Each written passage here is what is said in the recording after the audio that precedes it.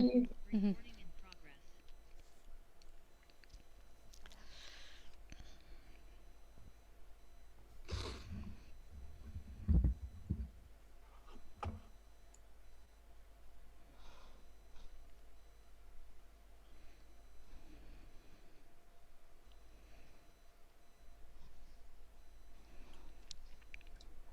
How are you doing?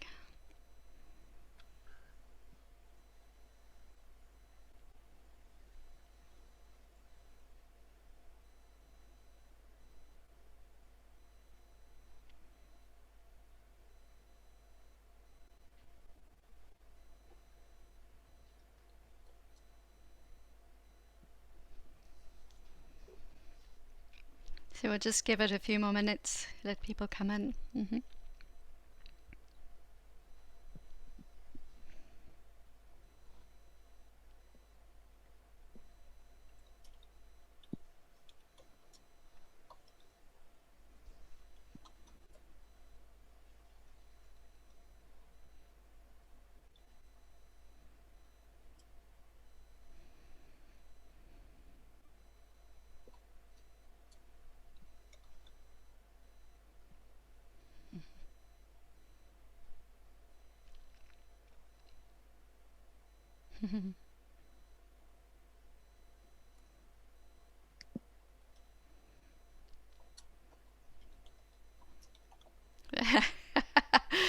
You're all set up, Sam. Yeah, it's cold in London today. It's very cold.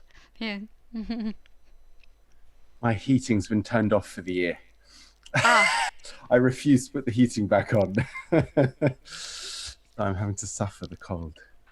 Well, you look suitably the part. Yeah. How are we doing? 39?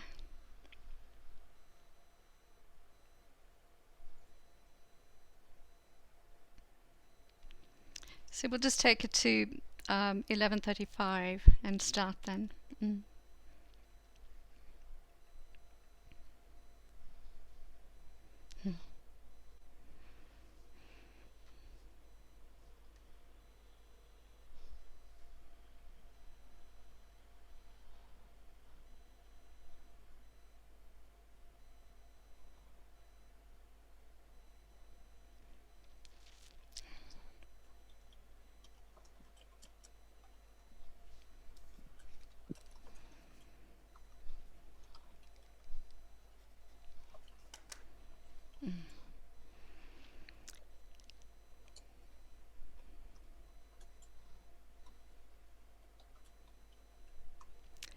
Okay, how do you think, Amrita? Should we get going? Are we ready? Yeah, okay. So I'm sure we'll have some latecomers, but let's get going. All right, I'm going to try a two-screen technique for the first time. All right, well, welcome everybody to the Solve Climate by 2030 webinar hosted by SOAS, University of London. My name is Angula Impey. I'm head of the music department at SOAS, and I'm coordinating the event along with Dr. Amrita Lamba, who is a postdoctoral researcher in development studies and working on an EU-funded Horizon 2020 project on migration governance and agricultural and rural change across Europe, Asia, and Africa. Solve Climate by 2030 is a simultaneous global dialogue aimed at seeking climate solutions at the local level and through personal action. It's organized by the Center for Environmental Policy at Bard College in the US, with support from the Open Society University Network, OSUN, and is being held in collaboration with some 100 universities simultaneously worldwide, with the reach of upwards of something like 100,000 students. So very exciting. For those who don't know SOAS, University of London, we are a small, dynamic university situated at the heart of London's vibrant university quarter, with an extremely diverse staff and student base. Our expertise is uniquely rooted in the political, economic, historic, and cultural dynamic of Africa, Asia, and the Middle East and their diasporas. And our programs grapple with pressing issues confronting humankind today. So we have programs on democracy and social justice, on development, economics, human rights, migration, and cultural identity and heritage, amongst others. As yet, we don't have a dedicated climate change program. Rather, our scholars and our students working on climate issues are distributed across programs and regional areas. So the webinar today aims to embrace this geographic and thematic spread and draws on experts in climate change policy, biogeography, and creative practice. So we're extremely excited to welcome our speakers here today, Professor Navros Ubash, who comes to us from the Center of Policy Research in Delhi, Ms. Margaret Angula, who is at the University of Namibia, and Sam Lee, who is a coordinator of many different projects, but specifically the Nest Collective and Music Declares Emergency in the UK. So we thank you all for taking the time out of your very, very busy schedules to be with us today. So Lucy Downs is a SOAS student in economics, a climate activist, and a young parliamentarian for the Green Party, and she will introduce our speakers in greater detail. And will moderate the presentations. But suffice to say for the moment, our presentations will start wide with a discussion about national policy perspectives and local action. We then move into a discussion about community level agency and gender responsive climate change action in Namibia, and then conclude with a discussion about creative practice and climate action in the UK. So as someone who works in culture, my own work is in soundscape ecology and in cultural understandings of climate and agroecologies in African drylands. I'm particularly excited to be bringing in a cultural dimension into this entanglements of climate science, policy, and activism. And I very much look forward to a vibrant discussion about these intersections. The importance of the Solve Climate 2030 initiative needs little explanation, but we will start the session today with a 5-minute video in which Eben Goodstein, who's the project co-producer and director for the Center of Environmental Policy at Bard College, will introduce some of the objectives, the aims and objectives of this program. Following that, we will open the floor to our speakers, who will each have 15 minutes. And then Lucy will moderate the Q&A, and we welcome you to put in your questions either in the chat section or to raise your hands. So once again, thank you all for joining us here today. I see our numbers are going up, which is good. And welcome to SOAS Solve Climate by 2030. Thanks, Anna. We'll see the video.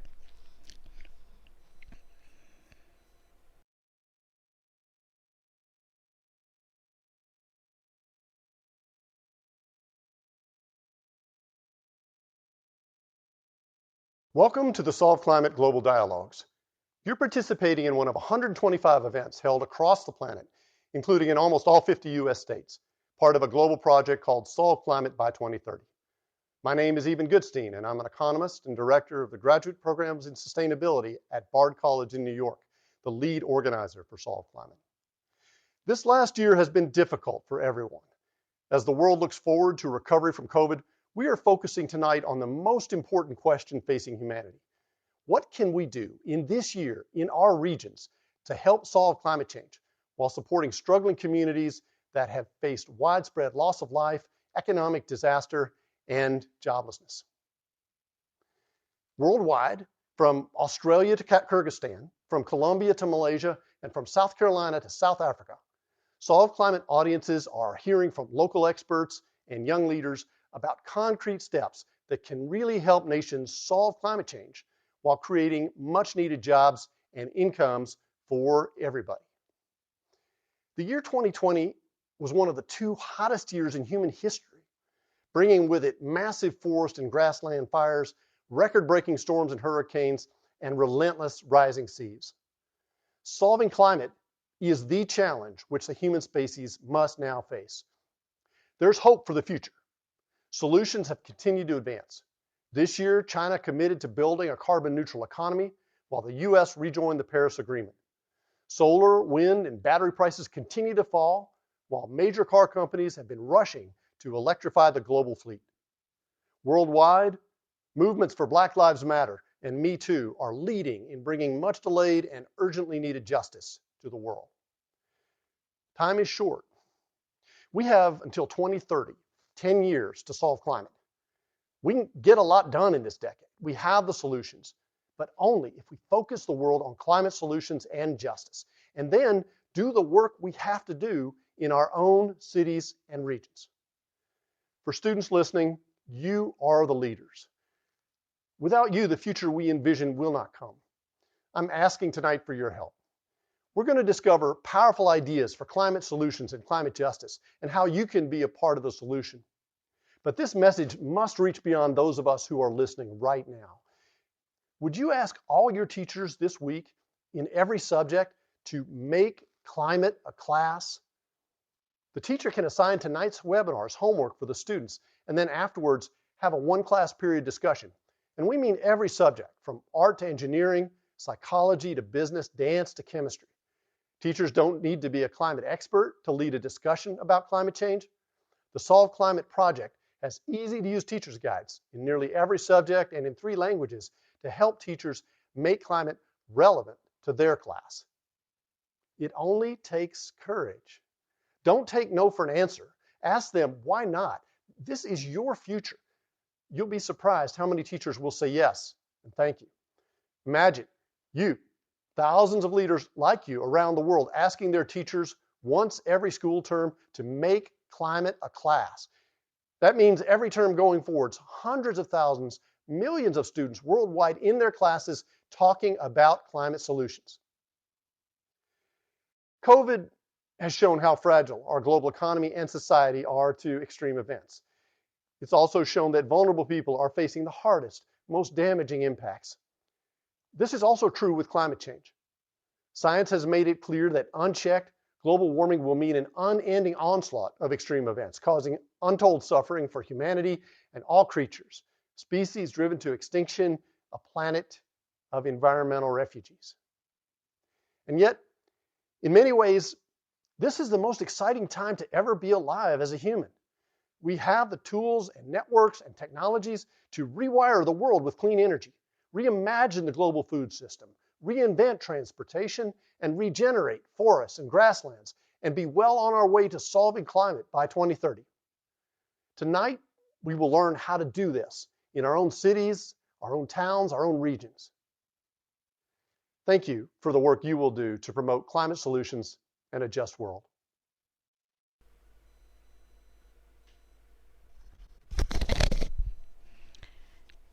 So over to you, Lucy. Thank you. Thank you so much, Angela.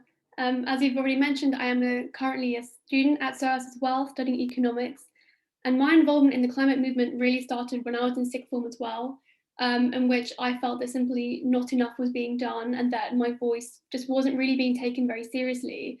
And that's when I decided to join politics to get something done. So I ran in the local election in 2019 for the Green Party of England and Wales. And I also managed to convince my mum to run as well as a candidate, which was pretty exciting and I'm very proud of. So this really was a springboard for me to then put myself forward again a few months later in the internal hustings for the general election. And I was running against a really, really excellent party member, and I never thought in a million years I would get it. But to my complete surprise and honour, I actually got the position, which made me the youngest prospective parliamentary candidate in Green Party history, which was a real honour. And then from then on, I've taken a number of different positions in the party and affected real change. And it is really due to these experiences that I am such a passionate advocate for the power of individual action. And I really hope that today we can inspire others to put themselves forward to make a change. So thank you so much for inviting me to be here and moderating this session.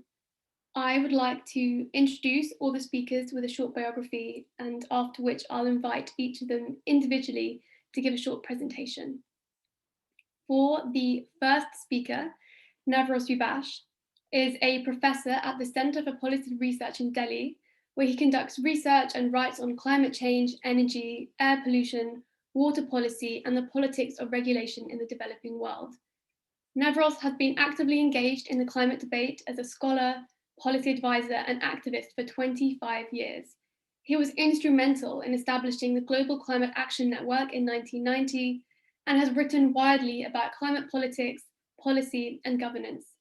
He is currently a coordinating lead author for the Intergovernmental Panel on Climate Change, which is the 6th assessment. He advises the Unep Emissions Gap Report Steering Committee and has been a member of the Scientific Advisory Group of the UN Climate Action Summit. Within India, Navroz has been a member of the group that developed India's low carbon strategy for inclusive growth and the Committee for Long-Term Strategy for Low Carbon Development for India. And he continues to serve on advisory committees on energy, water, and air pollution. In 2015, he was conferred to the 12th T.N. Koshu Memorial Award for his work on Indian and global climate change government. Navroz has previously worked at the Nehru University, the National Institute of Public Finance and Policy, and the World Resources Institute. He holds a PhD in Energy and Resources from the University of California, Berkeley, and an AB cum laude in Public and International Affairs from Princeton, which is very impressive repertoire. And for the second speaker, we have Miss Margaret Angula, who is an environmental scientist and senior lecturer in the Department of Geography, History, and Environmental Studies at the University of Namibia, where she teaches biogeography and environmental management. She has over 14 years research experience in community-based natural resource management, sustainable livelihood, capacity needs assessments, and adaptation to climate change. Her own research interests include gender and climate change governance. Margaret is a senior researcher on the Adaptation at Scale in Semi-Arid Regions project, which focuses on drought management in semi-arid regions of India, East Africa, Southern Africa, and West Africa. The Namibian aspect of the project works with stakeholders at household and national levels to understand climate change with vulnerabilities and barriers to adaptation, and address what could enable more effective, sustained, and widespread adaptation to climate change. Thank you so much for being here. And our final speaker is Sam Lee, a Mercury Prize nominated folk singer, song collector, promoter, environmental activist, and author. His albums have received great critical acclaim, and he is a regular contributor to BBC documentaries. Sam's love of music and nature began at an early age when he was packed off on summer holidays with the children's charity Forest School Camps, where kids of all backgrounds would go deep into the wild and sing around the campfire. After graduating from Chelsea College of Art, he spent several years collecting and sharing traditional music from Britain and Ireland, in particular that of the Romany Gypsy and Irish traveller communities. He is the founder of the Nest Collective, which promotes and presents concerts in environmentally friendly locations. His event series, Singing with Nightingales, which is held out of doors, has charmed people all over the UK. He has brought his knowledge, enthusiasm, and talent for nature and storytelling to the pages of his first book, The Nightingale, which celebrates that elusive bird beloved for centuries around the world, and that we in the UK are now in danger of losing. Sam is a founding member of Music Declares Emergency, a UK-based music industry organisation that addresses how to combat the climate crisis. Now that everyone has been introduced, I'd like to invite Navros to present. Thank you so much. Thank you, Angela, Amrita, and thank you, Lucy, for this very generous, perhaps overly long introduction. I'm actually humbled listening to the life experiences and the accomplishments of my fellow panelists, and I really look forward to hearing from both of you very shortly, and from Lucy and others on this call. I need to just quickly share my screen here. Give me a second, please, and hopefully you can all see that.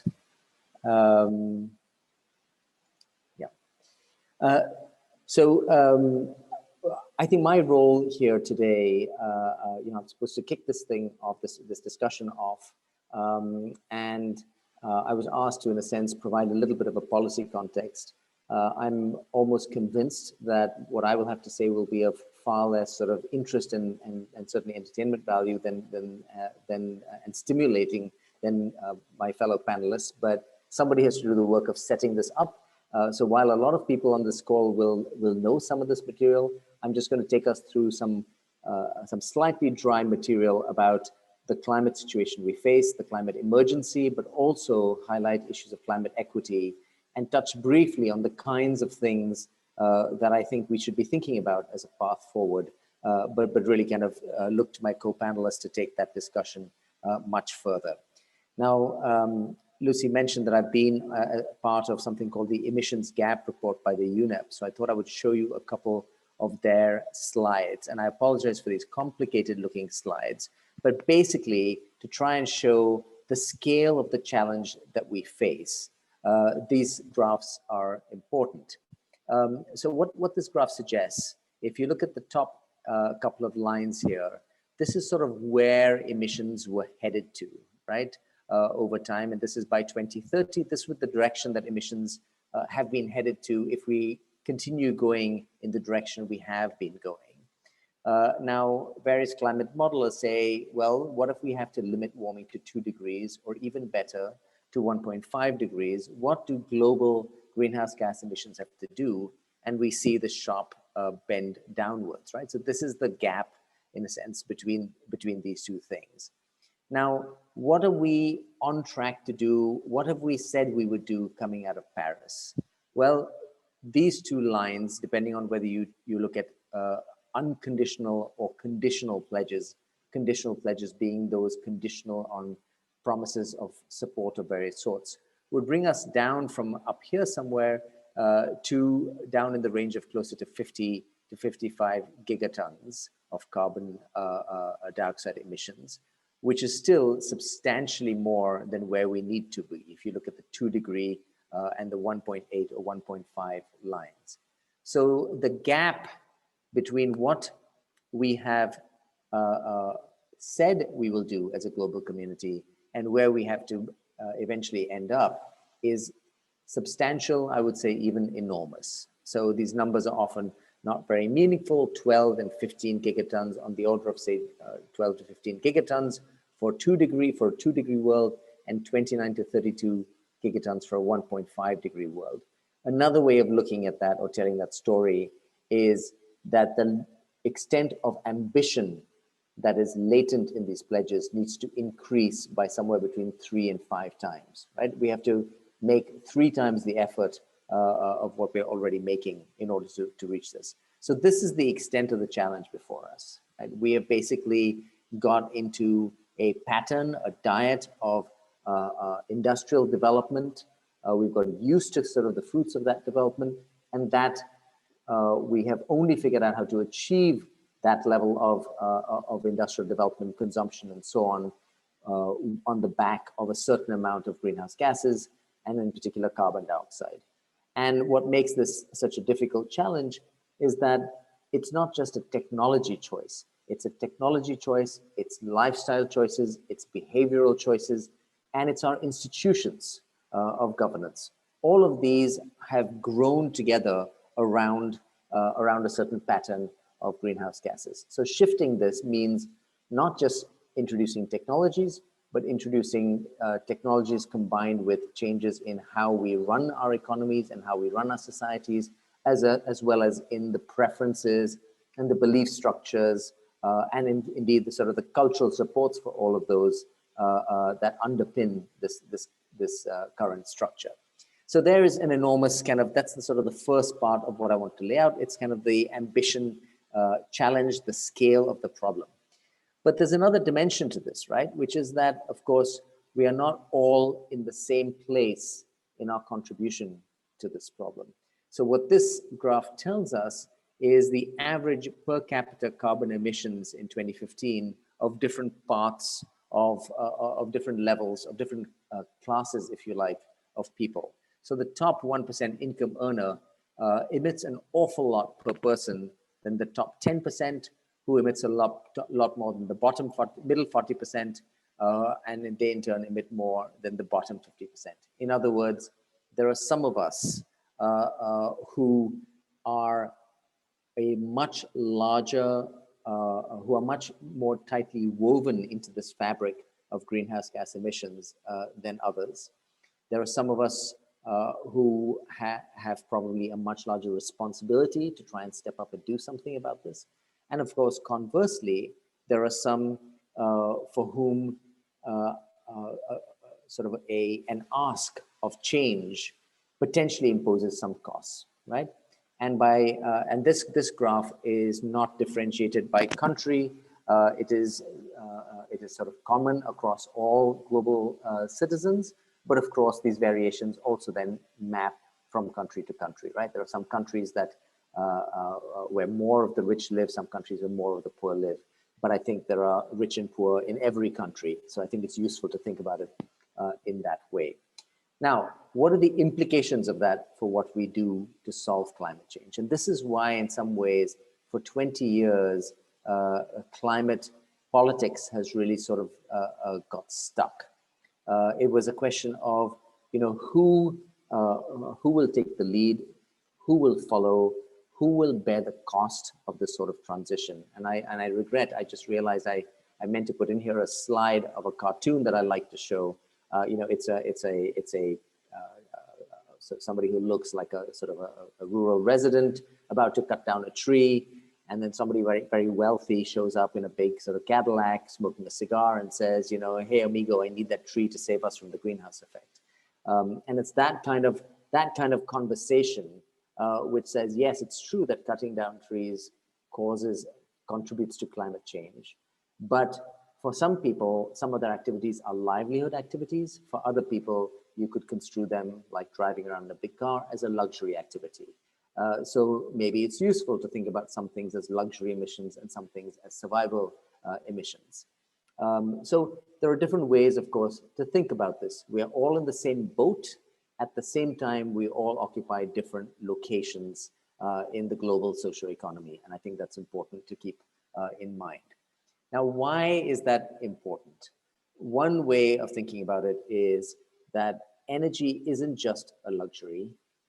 There's good evidence to show that energy is very closely correlated with human development, right? So this graph basically shows human development along the y-axis, the top here, and energy consumption per person along the bottom axis. And you can see that for many countries, and India, I've circled India because that's where I'm from, and I thought it's a sort of a middle of the road country in a sense. We are somewhere in the middle of the Human Development Index at around 0.6. There are many countries below India, and there are many countries above India. And what this curve shows, it's different. Each dot is obviously a different country, and the colors broadly correspond to wealth.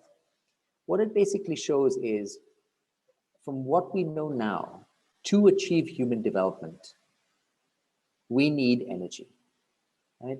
Energy brings access to health, it brings access to livelihood, it brings comforts like cooling and heating, it brings mobility, it brings all the things that we associate with both economic opportunity, or many of the things we associate with economic opportunity, as well as with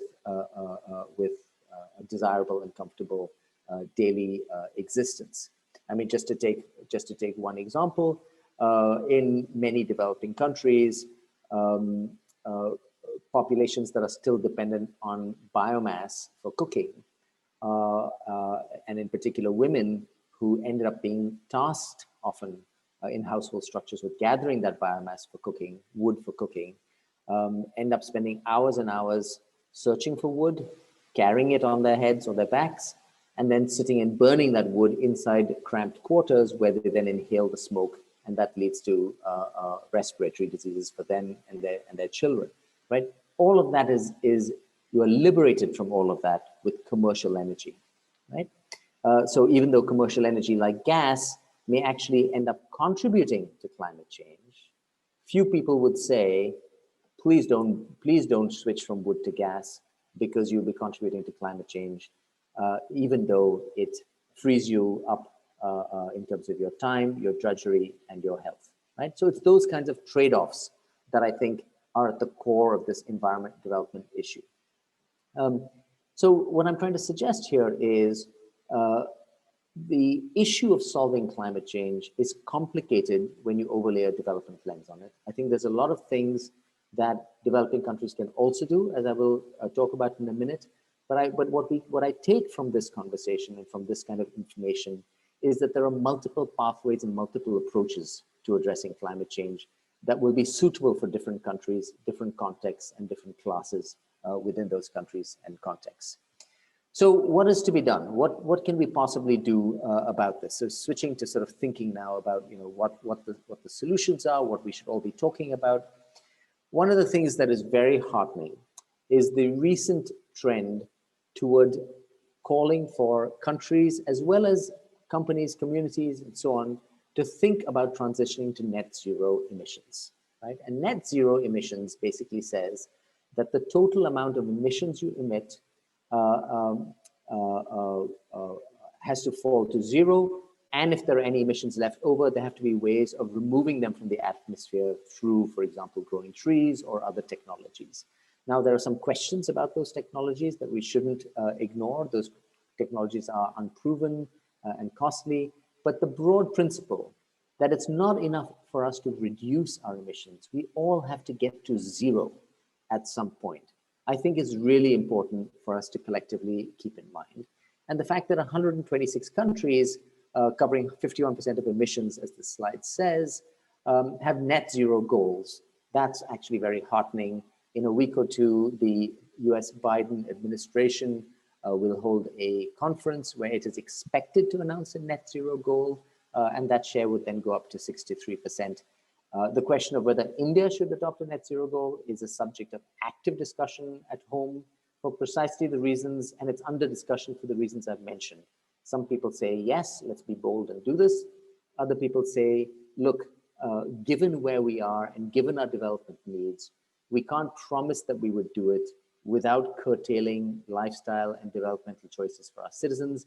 So let's keep it as an aspiration and let's do other things first and make headway towards that. So there are obviously complications in how one approaches this, but I think the broad idea of a net zero aspiration is really positive. I would also say that it's really important that countries increasingly talk about concretely what they will do, not 20, 30, 40 years from now, not by 2050, 30 years from now, but what they will do today, tomorrow, and in the next decade. Because we can't actually wait for concrete action until 2050. So I think we need both of these, a long-term and a short-term perspective. One of the, so that's sort of one part of the story. The other part of the story is that I think there's an awful lot that countries can do that will bring development and mitigation together. And this is sort of a graphic I always like, it's a policy wonk audience like the ones I participate in quite frequently. And this guy's giving a list of bullet points analogous to the one I've got here about all the wonderful things that could be done. And somebody in the audience says, well, what if it's a big hoax and we create a better world for nothing, right?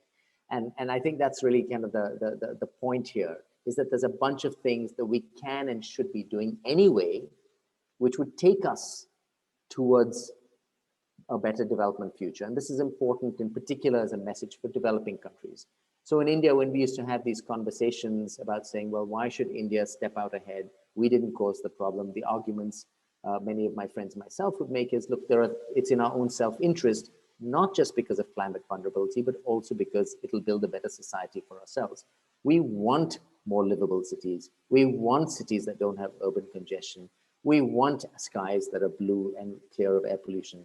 And doing all of those things takes us closer to climate mitigation, even though we do have all these other problems. So how do we build jobs while addressing mitigation? How do we deal with air pollution while addressing mitigation, and so on, is the way we should be asking the question. We should be maximizing co-benefits.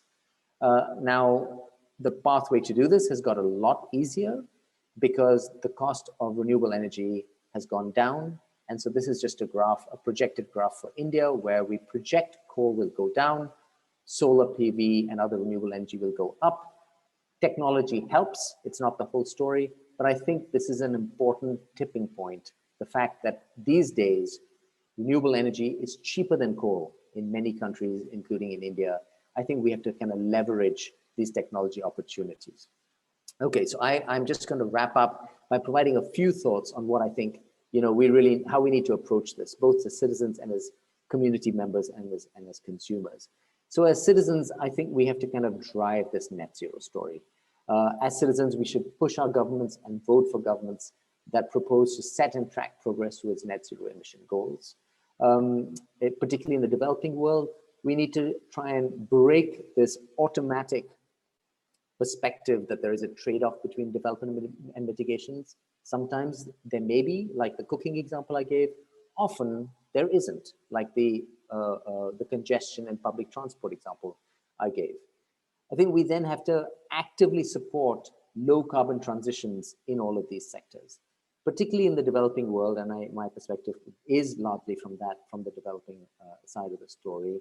We are transitioning rapidly anyway. We need to make sure that we don't follow the pathway of the industrialized world and lock in a high carbon future. I think that's really important. And I think we as citizens, we have to be willing to say, there's going to be a bill for this stuff. Somebody has to pay up front, and we should be willing to pay. We need to pay more for things that are higher carbon. We may need to pay for a carbon tax. It's worth paying for. We have to be willing to pay. It can't be, let's do whatever's free, but let's not pay wherever payment needs to be made.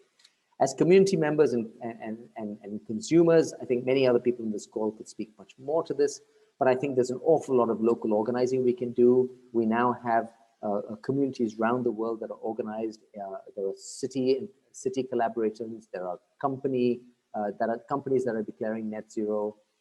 Obviously, we have lifestyle changes that we individually can introduce around diet and transport.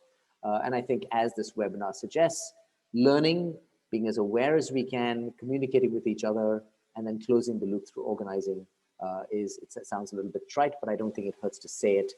These are all important things that we have to keep on doing again and again. So thank you very much for hearing me out, Lucy. Let me hand it back to you.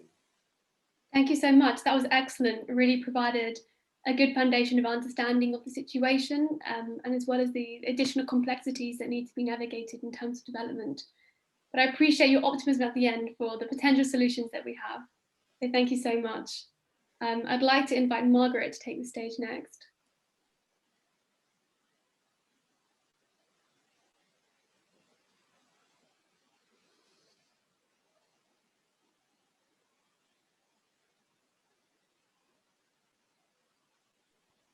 Good afternoon, everyone. Can you hear me?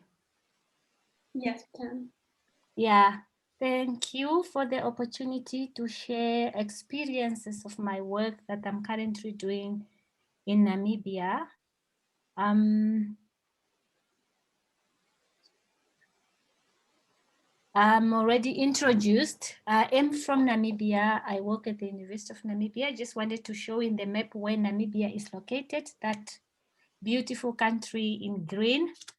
That's where I'm from.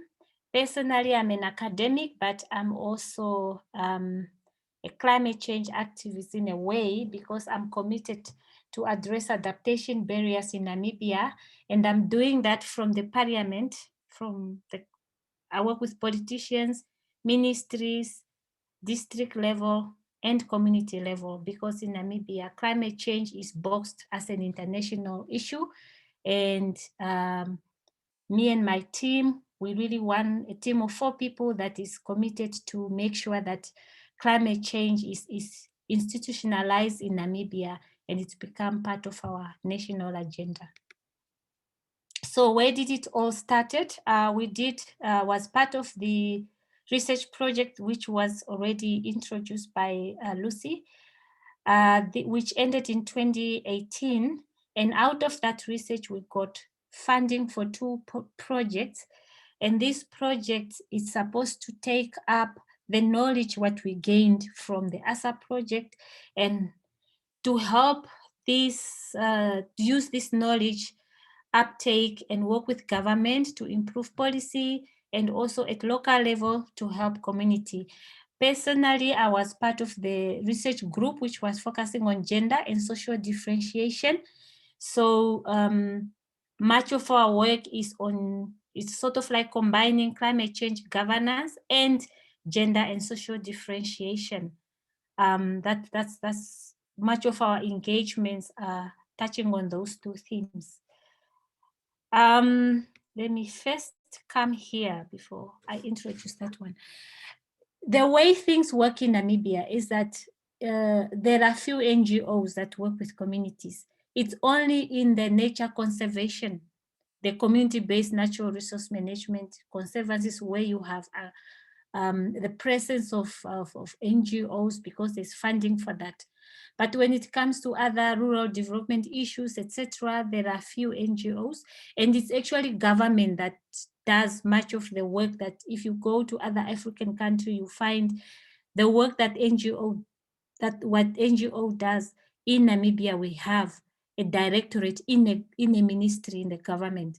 So we started with the Ministry of Gender, and there's another ministry which is responsible for rural development. So we started with those two ministries, and we linked them with the Ministry of Environment, which is a custodian of climate change, and we started with capacity building there.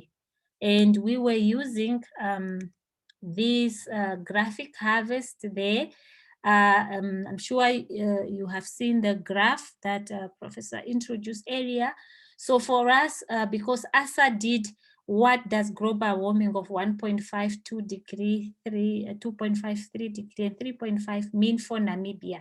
Because those are global average. So we zoomed into the 1.5, and we are currently doing an animation for the 2 degrees. What does it mean for Namibia? So we use this information so that we can create action, and it works very well when people look that 1.5 is a global average. 1.5 means 2 degrees Celsius for Namibia. 2 degrees means 2.7 for Namibia. And then we highlighted what will happen to different sectors like water, which is already a scarce resource in Namibia. What will increase temperature due to Namibia, which sector will be affected, who will be vulnerable, and a little bit on what can you do. So we are basically using that information to create awareness more at national level, because, and we are targeting the directorates that works with communities.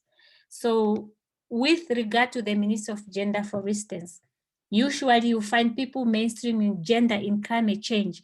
For us, we're sort of like mainstreaming gender climate change in the Ministry of Gender.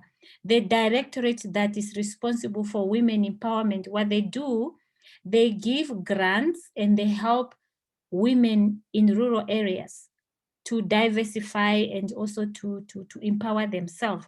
And they also target vulnerable men and minority groups and those people who are marginalized in Namibia. So we sort of just try what we are doing already. It empower women, it empower vulnerable people. How do we make sure that it also builds resilience to climate impacts? So that's basically, so we want what they are doing already with the funding that they are having already, to use that also to address climate change issues. And we use the stakeholder mapping so that they can understand the climate change landscape from their ministry to the community. And we also use a tool called vulnerability risk assessment. Before they give this funding, we want them to do a risk assessment for the targeted community to understand what are the issues, what are the community exposed to, what are they vulnerable to, and who is most vulnerable. So we go beyond gender. So it's social differentiation. We look at these intersections of gender and ethnicity, gender and disability, gender and literacy. So that the minimal funding that you have, you target the most vulnerable members of the community. So we train them how to use that tool so that they can use that tool when they are allocating funds. So they don't just treat women as homogeneous, but they also look at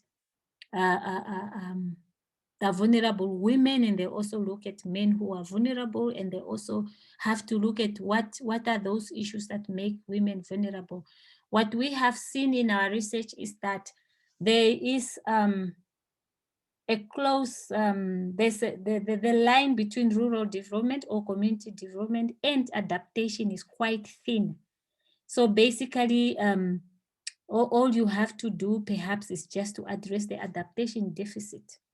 But if you do rural development well, or you do community development well, you will increase adaptive capacity of communities to respond to climate change impacts, because it's all about water, it's all about food security and energy security in Namibia when it comes to rural to community level. So how are we building the resilience among communities? So I am an academic. All I want to do is to make sure there is climate action. So we partner with regional council. These are district level government institutions. We work with NGOs, whether that we only have one NGO that works with disaster risk management.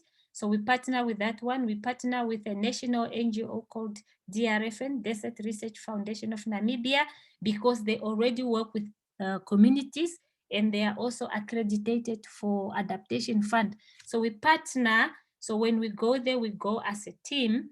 I'm very good at facilitating and transferring knowledge and encouraging people. Somebody else is good at implementing activities on the ground.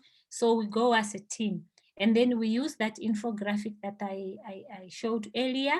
And that infographic is also translated in the local language, the people we are working with. And then through those VRA, we discuss also with community, what are their experiences and challenges. And then we also look at these social groups. We identify these different social groups. And we, as for each social group, we zoom into women issues as well. And then we identify community needs for climate action. We train them, and then we set up community groups, because like I was talking earlier before we started the webinar, that in Namibia, there is high dependency on government.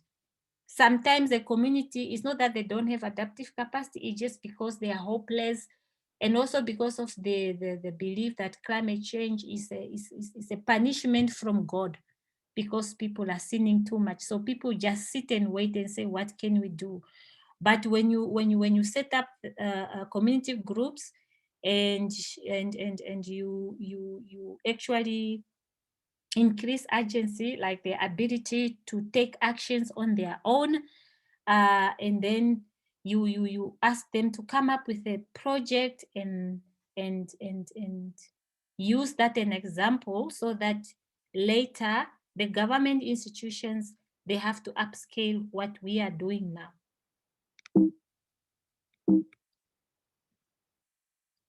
So the aim is to empower women. What, from my own side, because I'm passionate about building agency, because this is one thing I found in my research that people don't know. You talk about climate change, is a technical term for them.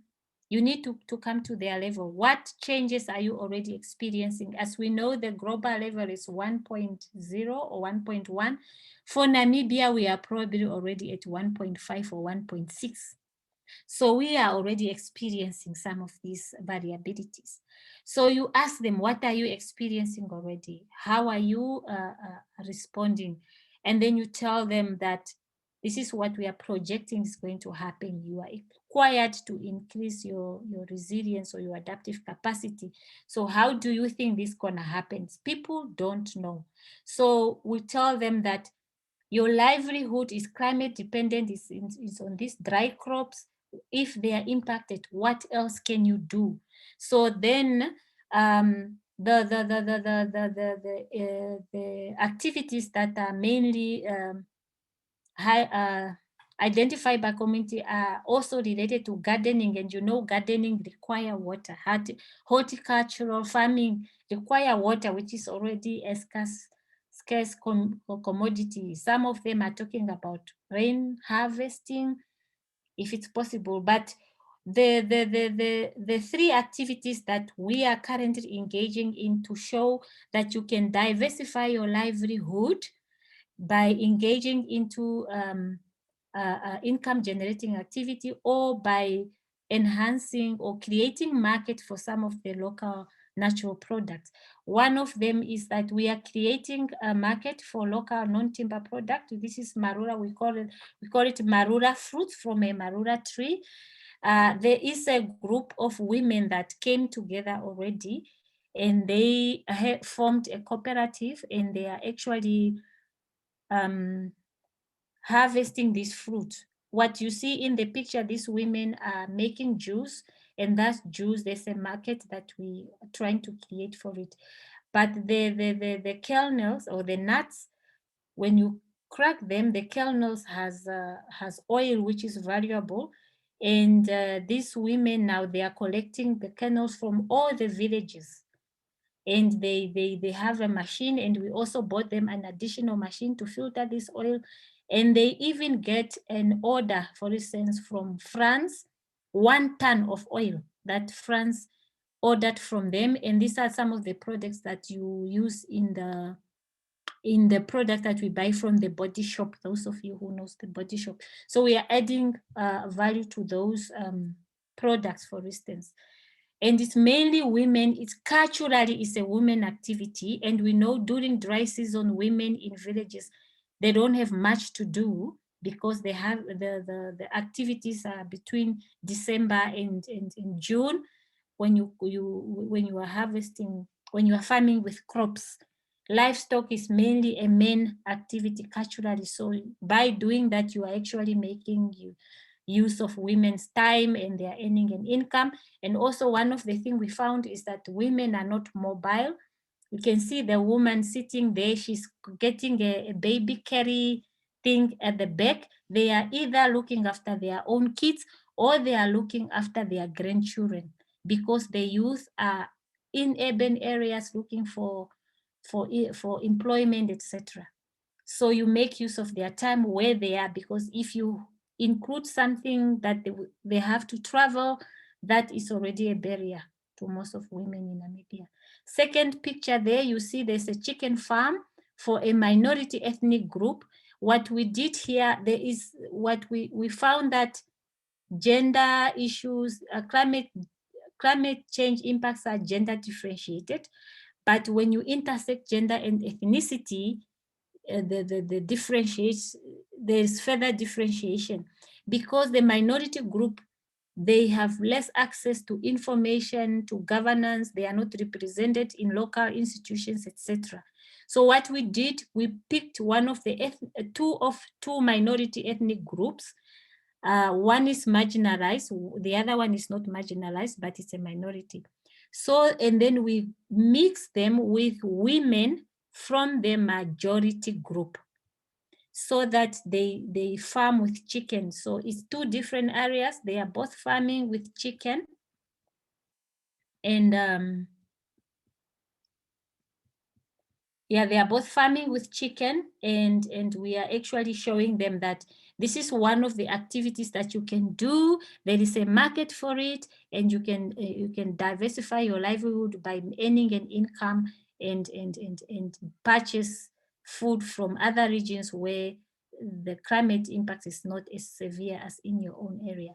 The third picture, you can see we have constituency development committee, and most you find sometimes 50% or 60% of committee members are women. Literacy is a problem, so we train them. We also introduce people who know governance issues, climate change scientists, and we mix with agricultural scientists, etc. We train them so that they understand their mandate, and also so that they can also address climate change issues at local level. Finally, I just wanted to touch on challenges. I know you need to have passion. This is something which anyone can do, but we are working with few government staff that are very busy. And like I said, there are limited NGO presence among our communities. There is, we are crippled with poor understanding of climate change from the parliament itself through ministries to the local level. There is also that issue of hopelessness and inaction to build resilience, and this is something that we are trying to address. There is also poor participation in local governance, especially by women, because they are not, mobility is a problem, and cultural issues that inhibit women to participate in meetings, etc. And this leads to poor access to information and services. Literacy is also a problem in rural communities, and there's the absence of youth. You are mainly working with people from the age of 59, 58, and pensioners.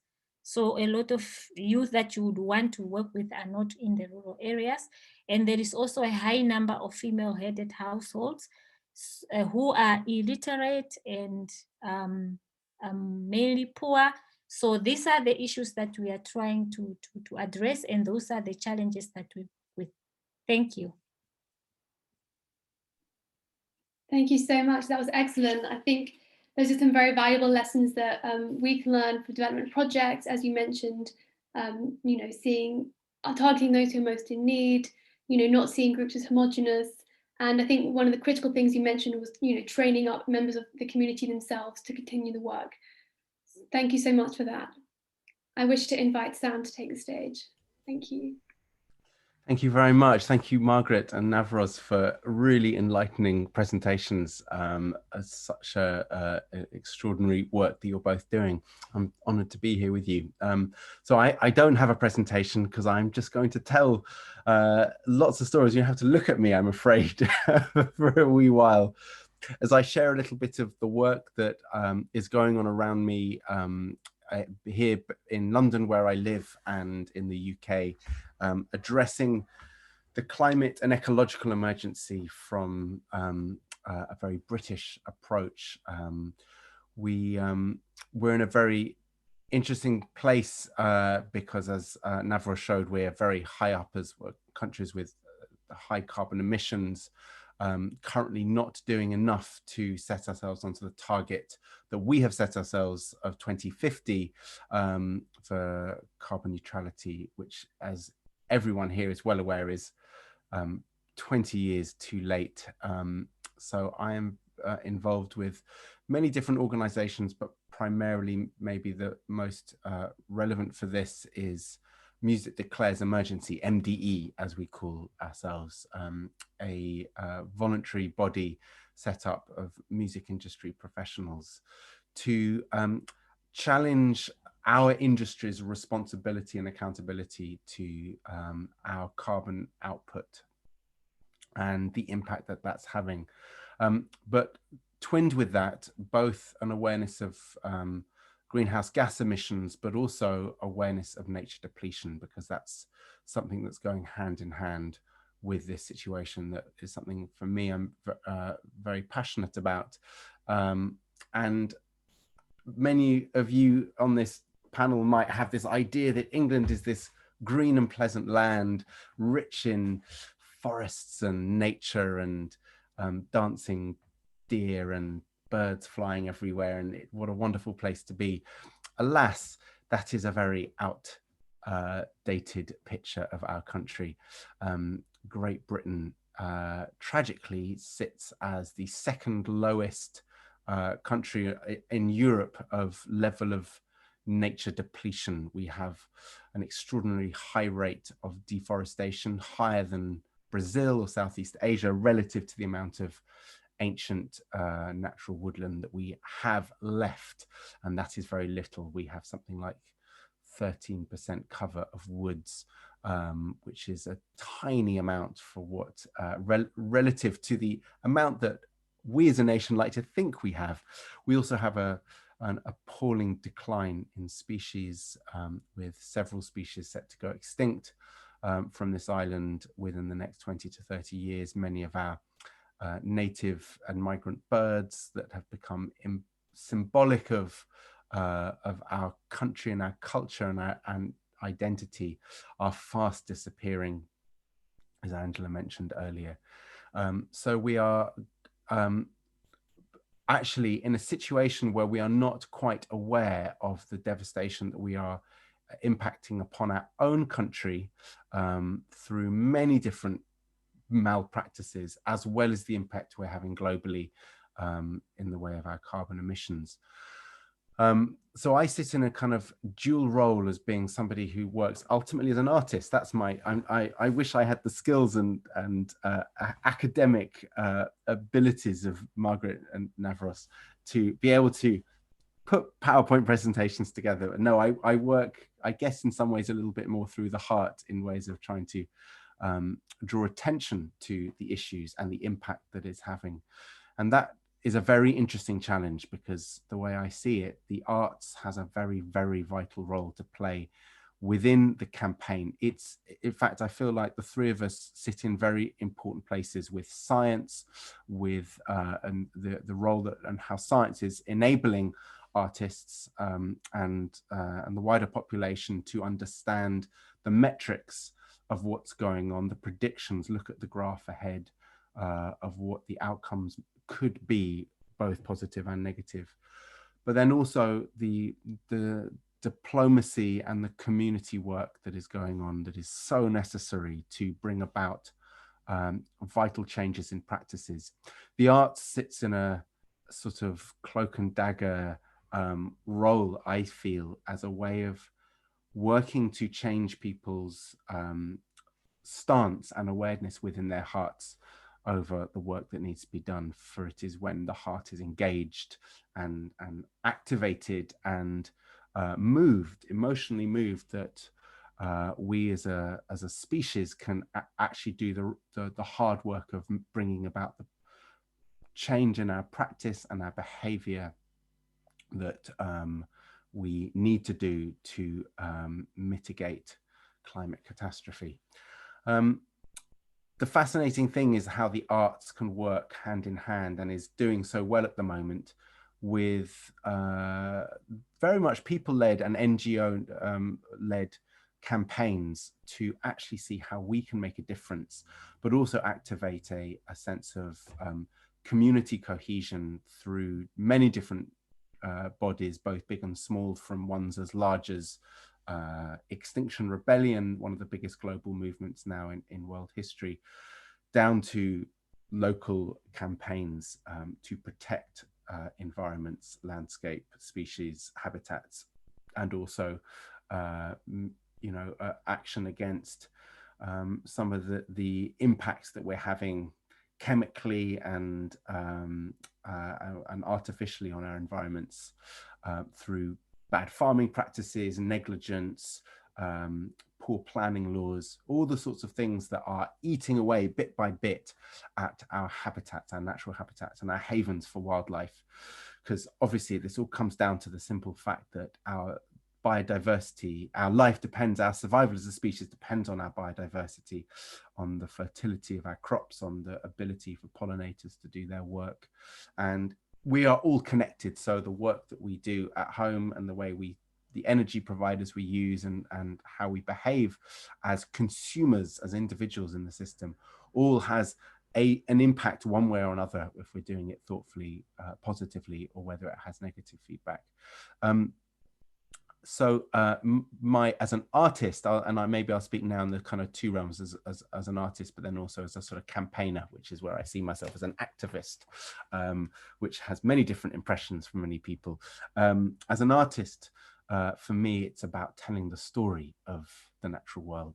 And I do that through my music, through the albums that I make, through the songs that I sing, and through the events that I put on, and ways of bringing nature as normalizing the natural world as a place of visitation, where we can go, where we can appreciate natural world through music being an agent for experiencing a deeper connection to the natural world.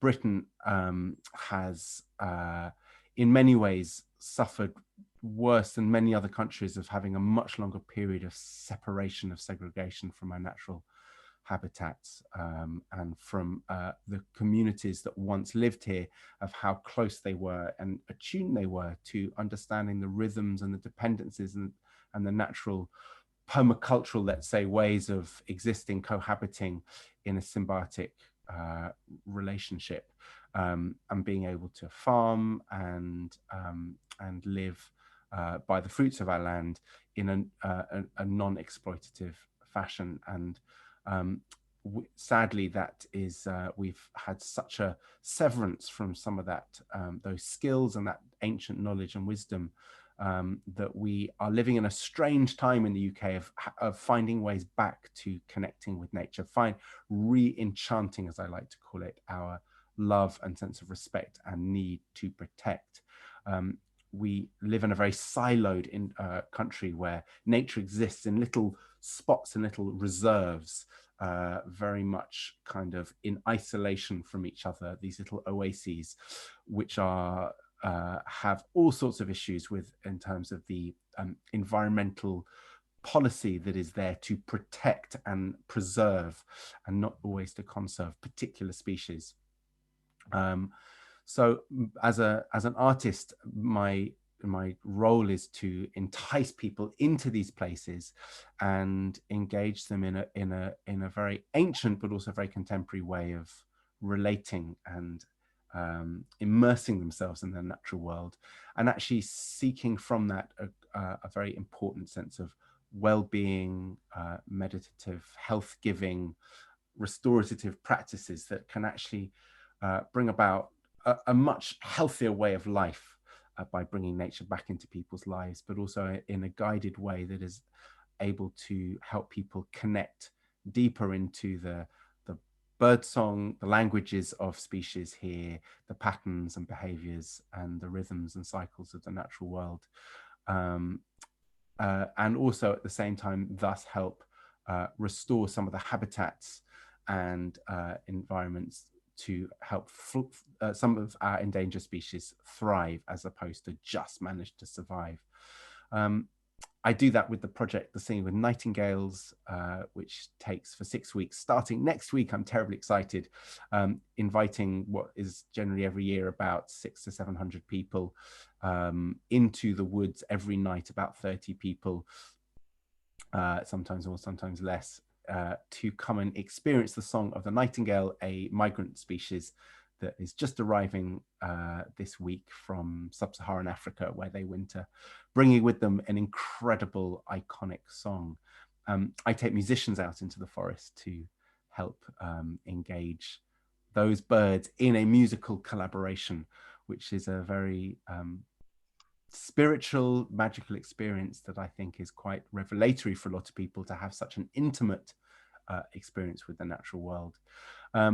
So I do that. I run pilgrimages, nature pilgrimages, bringing audience members on walks, rewilding our ancient songs, our folk songs of the land, as a way of reconnecting those songs that have come from the land and often sung about the species and the rhythms of nature, as sung by our elders and ancestors from Great Britain, from many different communities, but particularly the Gypsy traveller communities, and essentially reinvigorating those songs with a sense of vitality and natural connection, to both bring about also an attention and awareness of the power of folk song, for helping us realize our relationship, our accountability to the natural world.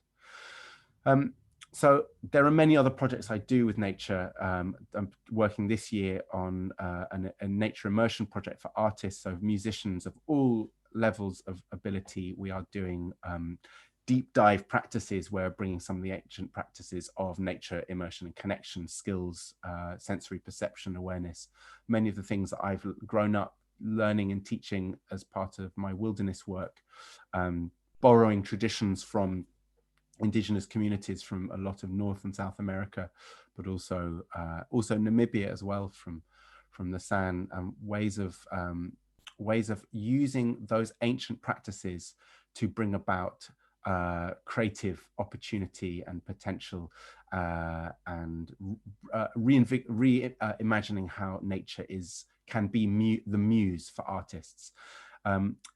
That is all part of a greater program working with the music community to bring the music world's awareness to the ecological and climate emergency, how artists can be more understanding of the the localized impacts that climate change and habitat loss is happening in Great Britain as well as globally. So what the role that musicians can play in bringing about social change. And this is where it gets very exciting, because me as a lone artist can work bit by bit with one group of people at a time, perhaps, maybe a little bit more through a record or the book that I've just written that speaks a lot about climate change, but also how we as a music community actually have an incredible clout and sense of leadership where we can pioneer where our government and policy is failing at the moment to bring about actual necessary and relevant action. There's a lot of greenwash and talk about environmental stewardship, and we're going to be the greenest country, etc., etc. Yet actually Britain is still trying to open coal mines, which is the most absurd and hypocritical display of actual disinterest in this situation. And what we have with the music world is the potential through the platforms, through the social media platforms, the attention that musicians have to work at very high level, as Music Declares is doing with bands like Coldplay and Radiohead and I forget some of the pop stars' names because I'm so terrible with pop music, but names that you lot will have heard of and I forget right now. Billie Eilish has been wearing our campaign on her music videos, No Music on a Dead Planet. And this is part of a wider program of how musicians firstly can start to look at their operation and decarbonize their practice through minimizing the amount of airline travel that they do, obviously looking at the packaging and sourcing and material usage of their product. Very interesting looking about the money side of the music industry. And this is where it gets very interesting, because realize that one of the biggest powers that we as a wider community have is where we spend our money and where we are investing the money that we are making. Move Your Money and Make Your Money Matter are two campaigns.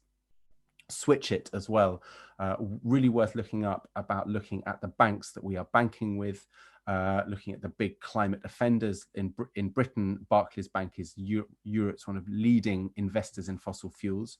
So divesting our money and our pension schemes, and for music business organizations where they are banking with, to start to look at investing their money and banking with more environmentally conscious banks such as Triodos and the Cooperative Bank and others.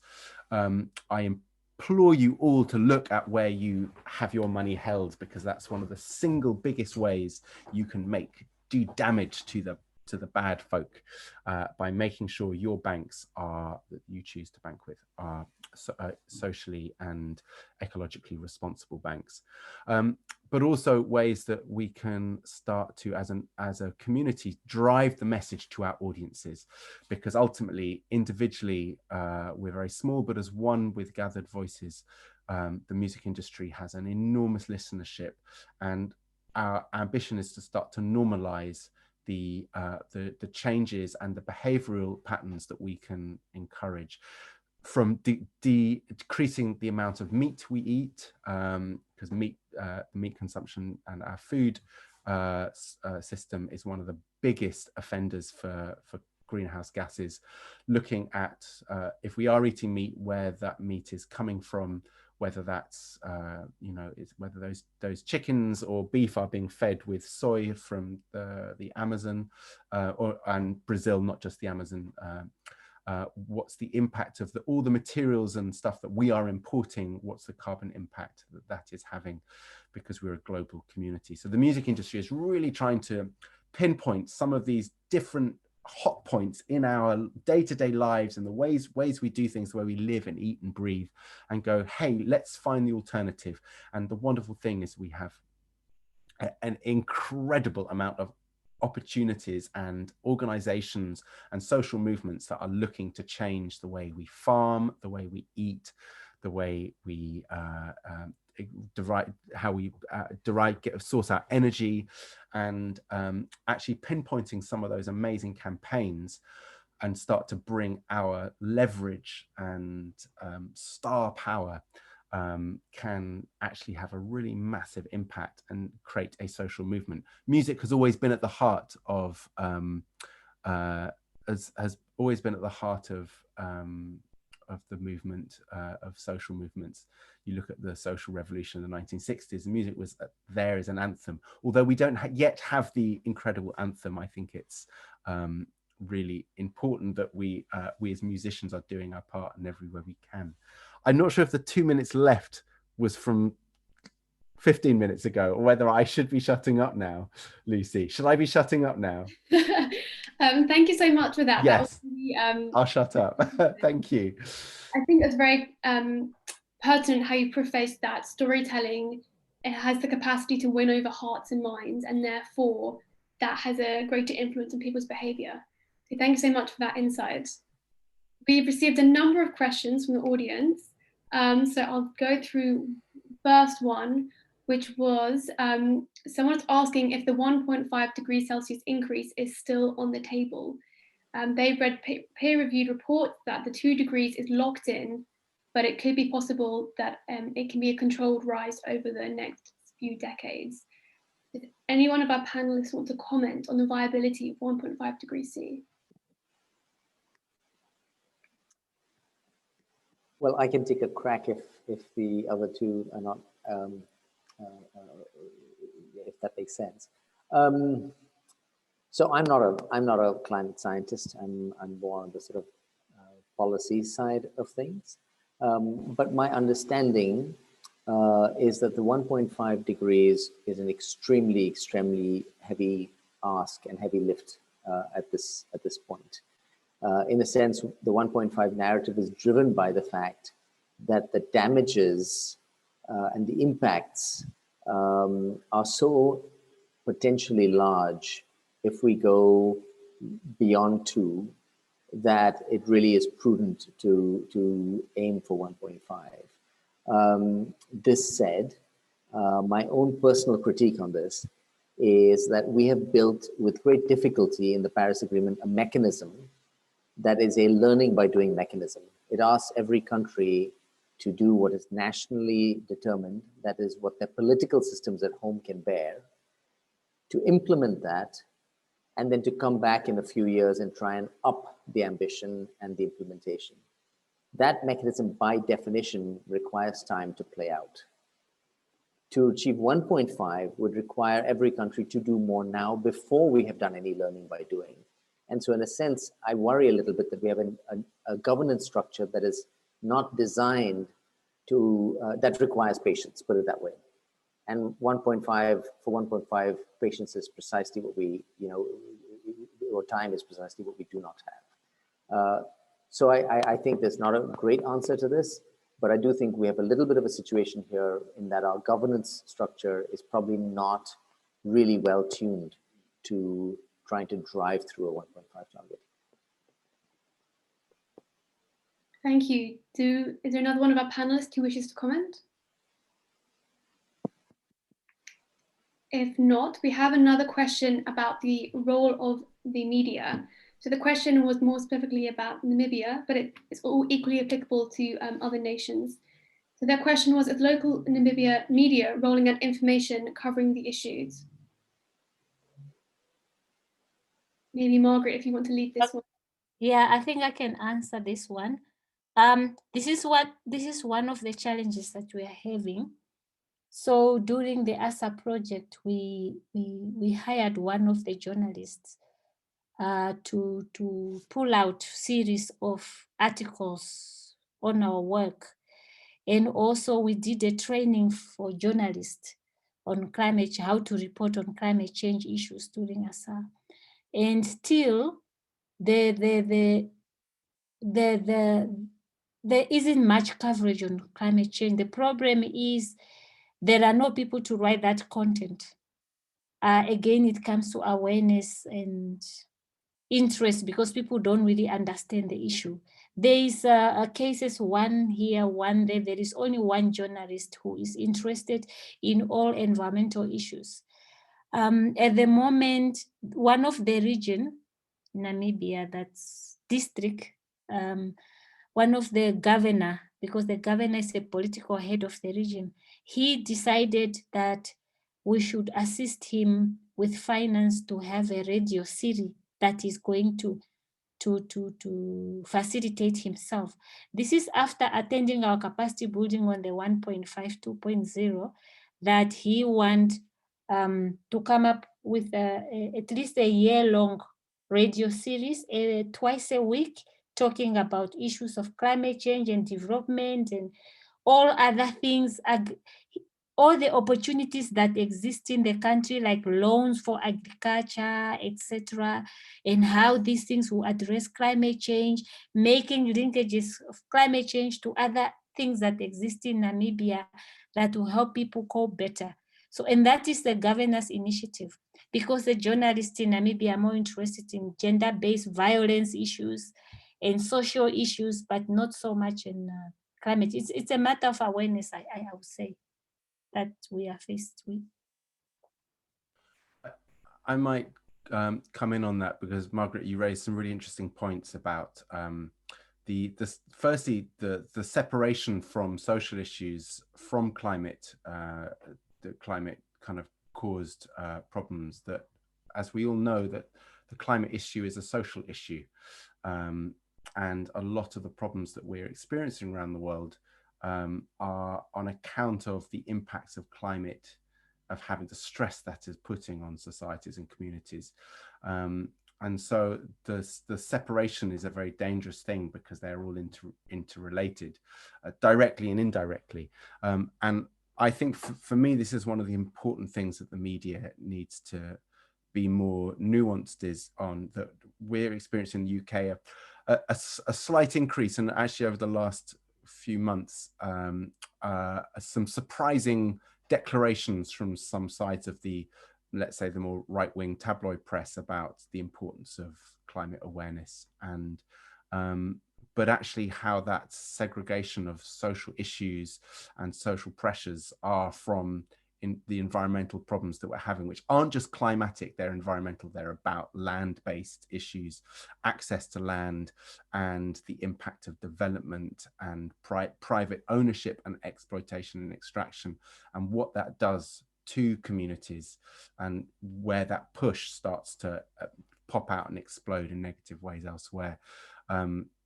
So I think the wider media has a very important role, and is not doing its duty at the moment in the UK in actually being more combined in their thinking and expression. But then that's partly because we know who runs most of the media in the UK, and it's the people who want to keep us somewhat under their thumbs and in control and paying us their money. So I won't get too radical here. But... Thank you for that. Sam, you mentioned in your presentation things, banking system and personal diets. So I was wondering, maybe just to kind of close, if each of us could give maybe 1 or 2 recommendations for how we as individuals can start to engage with the climate problem. Any one of you is welcome to start.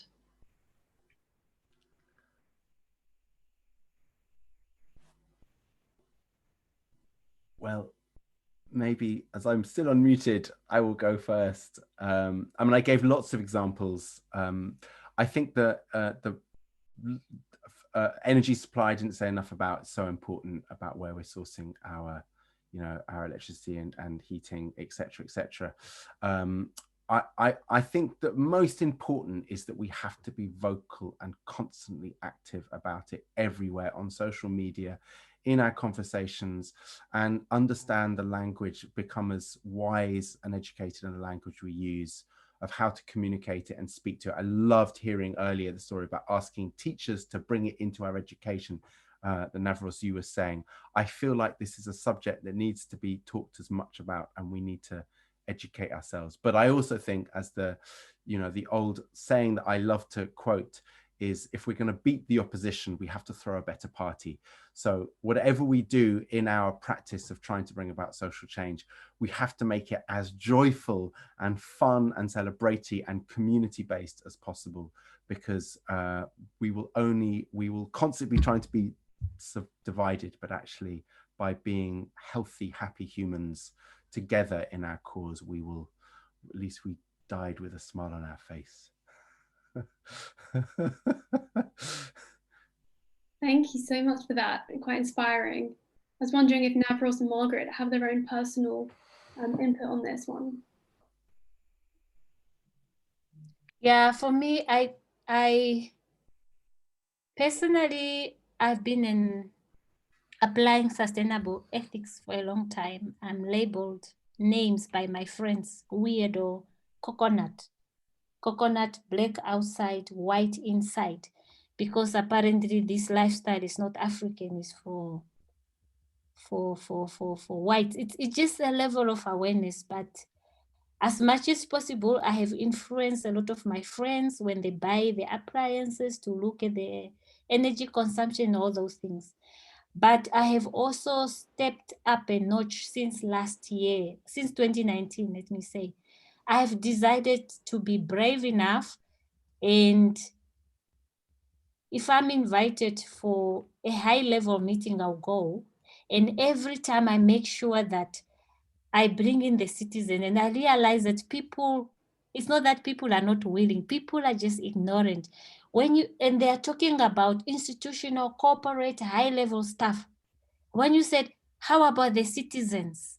We need to touch, and then, yeah, it's true, yeah, you know? So I would say, don't just, I think we need to diversify.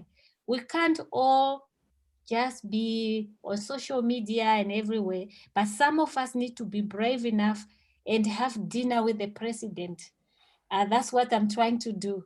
Use my networks, be with directors, with those high-level people, and just try to plant those little seeds in their heads that actually, if you address the citizen, they will solve the problems for you. You don't even need a policy on that, because in Namibia, everything, we need a policy on this so that this will stop happening.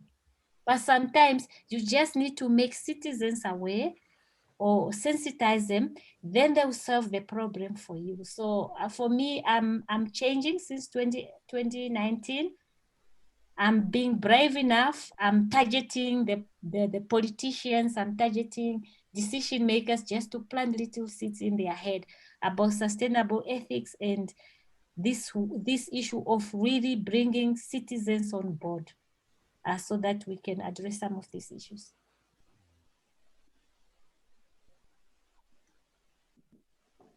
I think that was fabulous, and I'd love to pick up from Margaret. I think there is. I really celebrate the amount of local and energy around, in particular, the youth movements that we've seen over the last year or two, and more than that, including increasingly in India, grappling with some of the thorny intersections of development and climate and so on, and a lot of the local organizing around individual action. I do agree, however, that I come back also, like Margaret, to the question of what we do as citizens. The scale of this problem is such that we need structural changes in how we organize our economies and how we organize our lives and how we organize our systems. And that structural change, for better or for worse, has to pass through the state and how the government organizes these things in various countries, which is not to say we step back and leave it to the government, but conversely, that we actually, to the contrary, in fact, that we hold our governments accountable to how we want them to exercise their power. And so we have to build a story about that. And shaping systems is harder to mobilize people around than mobilizing them around concrete actions. It's more abstract. It's harder to link to day-to-day incentives that motivate us all, that get us out of bed. But that sort of translation work, I think, is really necessary. And I think sort of a vision for a low carbon future and how to pursue it needs to be a core element of what it means to be a citizen today. Thank you so much for those recommendations. I'd like to pass on to Amrita to close for us. Thanks, Lucy. That was a fantastic discussion. Thank you to our panelists, Navroz, Margaret, and Sam for enabling this. I particularly love the activist, policy, and artist interface enabled through this webinar.